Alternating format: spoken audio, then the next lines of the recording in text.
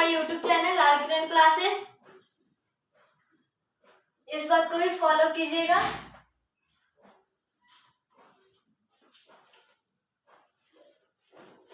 और जो वीडियो अच्छा लगेगा तो पक्का लाइक और सब्सक्राइब जरूर कीजिएगा।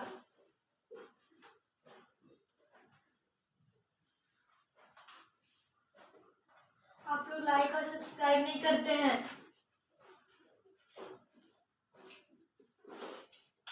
पिछले लेक्चर में हम लोग कहाँ तक पढ़े थे? क्वेश्चन नंबर एक्सरसाइज 1.2 का क्वेश्चन नंबर 1 और 2 बता दिए थे। आगे देखना है क्वेश्चन नंबर 3। क्वेश्चन नंबर 3 में क्या बोल रहा है? आभास गुणनखंड विधि द्वारा निम्नलिखित पूर्णांकों के एचसीएफ और एलसीएम ज्ञात करें। एचसीएफ और एलसीएम, लेकिन किस विधि द्वारा? आभास गुणनखंड। आभास गुणनखंड में हम बता दिए थे, जैसे कि क्या है, ये हमारा कोई संख्या है, खुद से लेते हैं यहाँ पे 128। इसको हम क्या करना है? आभास गुणनखंड बताना है। तो आभास गुणनखंड का अर्थ क्या देखते हैं। आभास गुणनखंड, आभास गुणनखंड का अर्थ होता है आभास संख्या। यार आभास मतलब आभास संख्या। आभास संख्या क्या होता है?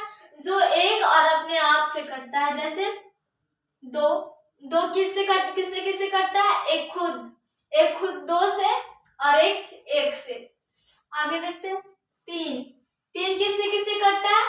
एक खुद 3 से और एक से।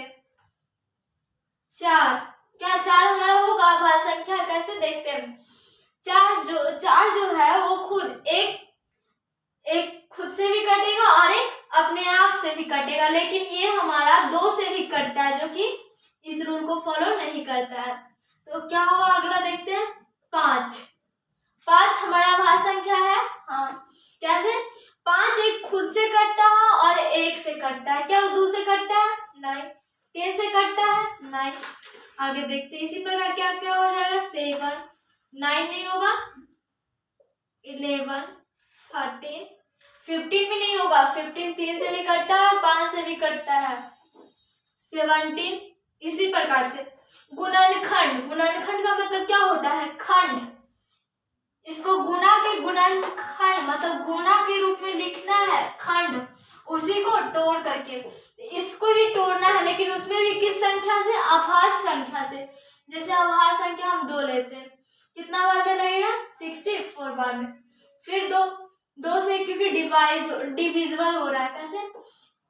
जिसके लास्ट में भी 2 4 6 8 या 0 आ गया, मतलब कि वो समझ लीजिए 2 से हमारा कटेगा। ये क्या हो गया? 32। फिर इसके लास्ट में 2 हो गया, यानी 2 से फिर से कटेगा 116। फिर 2 से कटेगा 8, फिर 2 से कटेगा 4, फिर 2 से कटेगा 2, फिर 2 से कटेगा 1। जब यहाँ नीचे 1 आ गया, मतलब समझ लीजिए यहीं तक आपका गुणनखंड है, इसके आगे नहीं होगा। आभास गुणनखंड अब लिखना है 128 का। क्या हो गया? 2 गुना 2 गुना 2 कितने बार है? 2 3 4 5 6 7 बार है। 4 5 6 7 बार है।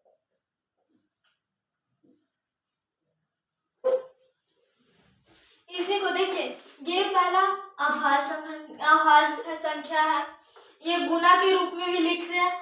और क्या? गुणनखंड, खंड मतलब तोड़ करके हमको लिखना है। 128 को क्या कर रहे हैं? तोड़ी में तो हम इतना बनाए हैं। आभास गुणनखंड का मतलब समझ में आया?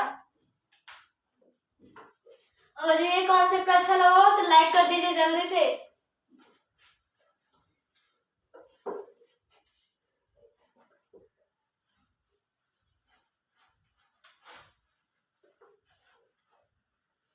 इसी प्रकार के इसी के सहायता से हमको क्या क्या निकालना है? एलसीएम और एचसीएफ निकालना है। क्वेश्चन नंबर देखते हैं क्या बोल रहा है। 12 15 और 21 का निकालना है।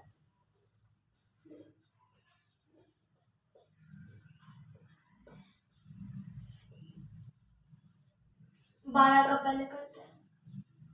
2 बार में 6, 2 से 3, 3 से 1, क्योंकि 3 भी हमारा क्या था, आभाज्य संख्या था। 12 का क्या हो गया आभाज्य गुणनखंड, 2 गुना 2 गुना 3 गुना 1, 1 को हम नहीं भी लेंगे तो कोई दिक्कत नहीं है। 15 का 2 से कटेगा नहीं, क्योंकि इसके आगे जो हम इसके लास्ट अंक में हम देखने बोले थे, क्या रहना चाहिए 2, 4, 6, 8 या 0, क्या ये सब है, नहीं है। ये इसके आगे देखते 3 से डिविजन का रूल क्या है, कि यदि जो दिया हुआ है संख्या, यदि कोई संख्या इस प्रकार दिया हुआ है तो उसके डिजिट को हम जोड़ेंगे। अगर ये जोड़ करके जितना आएगा, मानिए 3 से ऐसा कुछ आ जाए जो कि 3 से हमसे कटता हो, 3 से अगर जो वो कट गया तो 3 से ये संख्या भी 3 से पूरा डिविजिबल होगा। इसी को देख लेते हैं 1 5, 1 + 5 6, 6 3 से डिविजिबल है, हाँ है, यानी ये 3 से कटेगा, कितना 5, 5 से 1 बाद में, तो 15 का क्या हो जाएगा 3 गुना 5 गुना 1।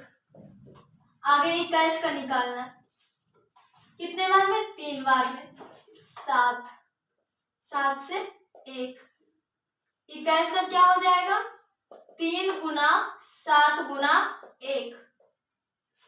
अब हमको क्या निकालना है, एलसीएम और एचसीएफ। पहले देखिए ये दोनों में कॉमन कौन है, ये तीनों में कॉमन कौन है, ये हमारा 3, जो कि तीनों में कॉमन है, तो इसका एचसीएफ क्या आ जाएगा 3 आ जाएगा। और जो 3 आया है उसको भी लिखना है साथ में, जो बच गया है, बचा कौन कौन है, इसमें 2 बच गया है, इसमें 5 बच गया है और इसमें 7 बच गया है, तो 3 दूनी 6, 6 दूनी 12 बचे 60 और 420। चलिए इसको नोट कर लीजिए।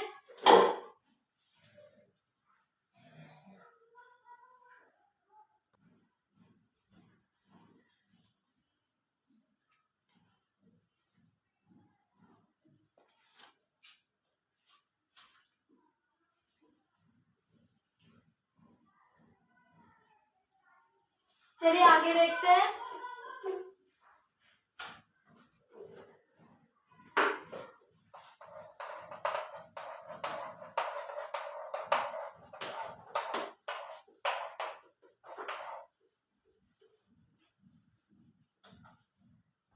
नेक्स्ट क्वेश्चन क्या दिया हुआ है, 17, 23 और 29।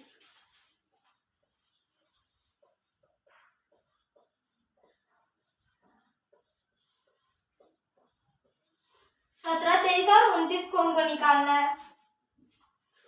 देखिए 17 का अभाज्य गुणनखंड, 17 क्या है, खुद एक अभाज्य संख्या है, तो क्या इसका अभाज्य गुणनखंड होगा, नहीं, यानी 17 से ही हम लगा देंगे। 23 खुद एक अभाज्य संख्या है, ये सिर्फ 1 और अपने आप से कटेगा, अपने आप से लगा दिए। 29 ये भी अभाज्य संख्या है, सिर्फ 1 और अपने आप से कटता है। 17 का क्या हो जाएगा 17 1, 23 का 2 1, 29 का 29 × 1। अब देखिए एचसीएफ निकालना है और हमको क्या निकालना है, एलसीएम निकालना है।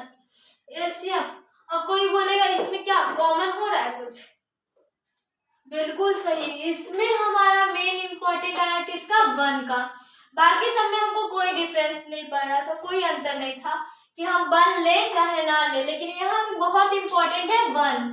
किस प्रकार से देखिए यहाँ पे क्या कॉमन है, सब में 1 कॉमन है, और हमारा एचसीएफ का आंसर क्या होता है, जो कि तीनों में कॉमन हो, तीनों में कॉमन क्या आया 1 आया।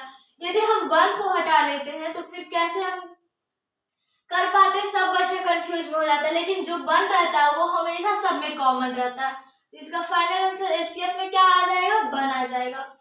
एलसीएम जो कि 1 हमारा कॉमन था, इसमें क्या बचा है 17, इसमें क्या बचा है 23 और इसमें क्या बचा है 29। तीनों को मल्टीप्लाई कर दीजिए, जितना आंसर आएगा वो हमारा क्या हो जाएगा एलसीएम हो जाएगा। यहाँ कर देते हैं हम।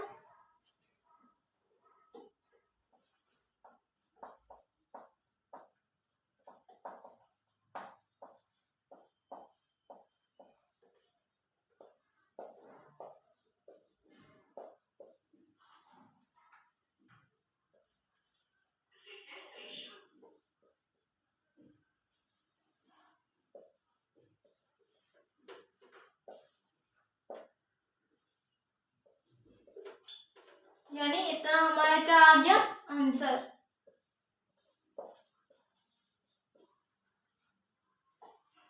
चलिए इधर 70 इंटू 23 यानी 17 गुना 23 की, और इधर 391 गुना करके 391 आया, 391 का गुना किया 29 है, तो ये हमारा आंसर आ गया। इसको नोट कर लीजिए।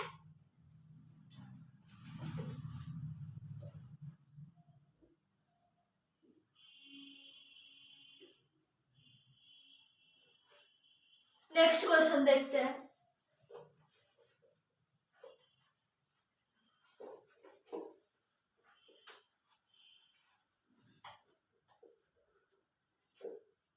आठ, 9 और 25 का निकालना है।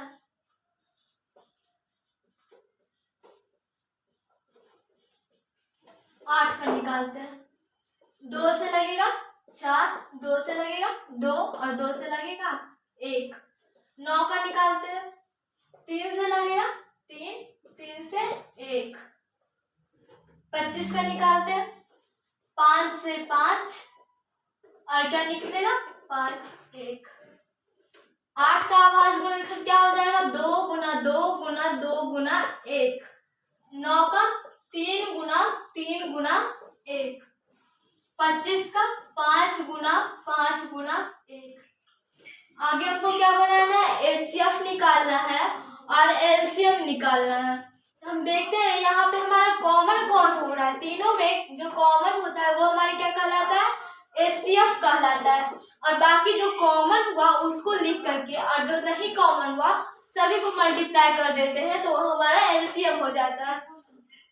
देखते तीनों में कॉमन क्या है 1, और कुछ कॉमन है नहीं है, इसका आंसर क्या हो जाएगा 1। जो हमारा कॉमन है 1। बाकी क्या है 2 इंटू 2 इंटू 2। इसमें क्या कॉमन है, क्या नहीं कॉमन, सॉरी क्या नहीं कॉमन है 3 इंटू 3। इसमें क्या नहीं कॉमन है 5 इंटू 5। 1 2 दूनी 4, 4 दूनी 8, 8 दिया 24 दिया 72। अब बचे 25। 72 गुना 25 करेंगे 0, 360 और 44 1800 यानी 1800। कहीं देख लीजिए कहीं मिस्टेक तो नहीं हुआ है।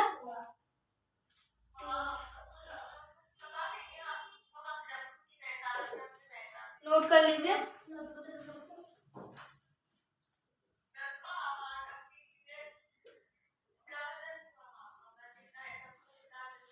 अगला देखते हैं।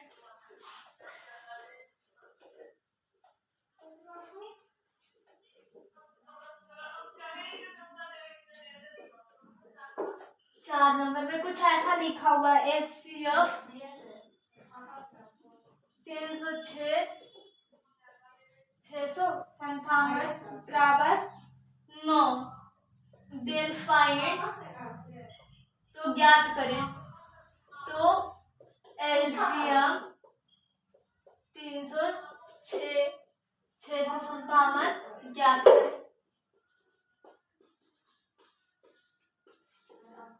इसका इस तरह से देने का मतलब क्या हुआ कि कोई बच्चा इस तरह से देखता है इसको तो उसे बहुत ही घबराहट होता है, क्या कि क्या पता किसका दिया हुआ है। तो ये हमारा एचसीएफ दिया हुआ है, ये इसका और इसका, यानी ये हमारा 2 संख्या दिया हुआ, उसका एचसीएफ कितना है 9 है, और यही 2 संख्या का हमको एलसीएम निकालना है।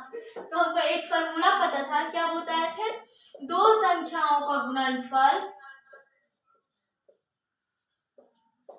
2 संख्याओं का गुणनफल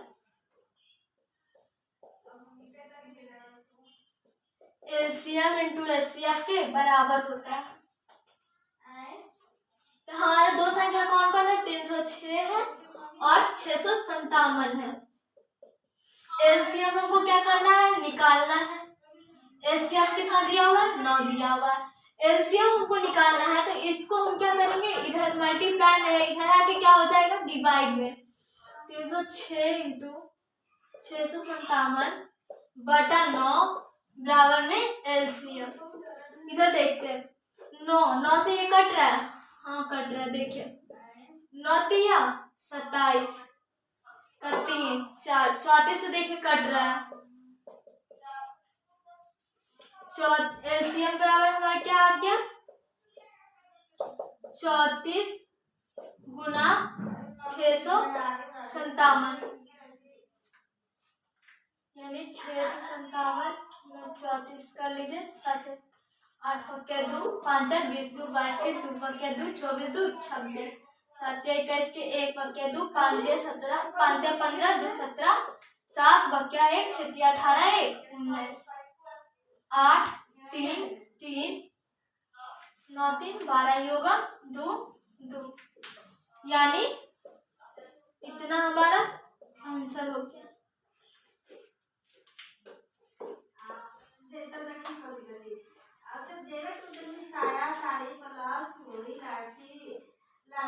नोट कर लीजिए इसको। नेक्स्ट क्लास हम लोग अगले वीडियो में करेंगे। यहाँ पे कोई दिक्कत तो नहीं है आप लोगों को? इस तरह से देने का मतलब था कि बच्चा किसी तरह से इस क्वेश्चन में दिमाग लगाए ताकि उससे बने ना, लेकिन ये क्वेश्चन बड़ा इजी था।